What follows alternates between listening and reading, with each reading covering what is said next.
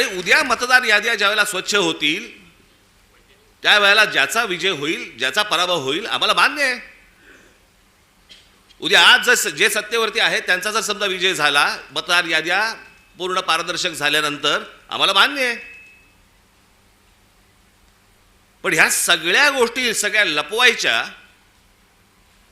आणि लपवून लपवून लपवून लपवून त्याच्यातनं निवडणुका घ्यायच्या. मॅच तर फिक्स आहे. भाई ज्या वेळेला मॅच फिक्सिंग आपल्या क्रिकेटमध्ये ज्या वेळेला झालं त्यावेळेला अझरुद्दीन पासून सगळ्या लोकांना त्याला काढून टाकलं होतं, जडेजापासून काढलं होतं ना. इथे कोणालाच काढत नाहीत.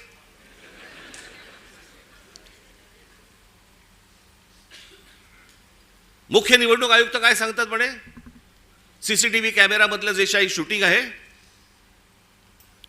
ते म्हणे प्रायव्हेट आहे. प्रायव्हेट काय काय काय त्यांनी शब्द वापरला? हा, त्याची प्रायव्हसी. प्रायव्हसी कसली आली? एखादा माणूस मतदान कुठे करतोय, मत कुठे देतोय, ही प्रायव्हसी असू शकते. मतदार कसा प्रायव्हसी त्याची असेल जपायची? आम्हाला माहिती आहे की मतदार कोण आहे ते.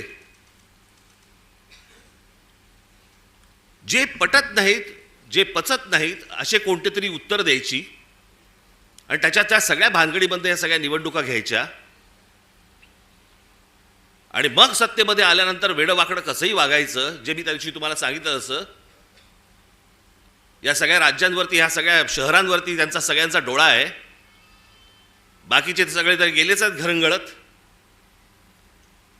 आजची बातमी आजची,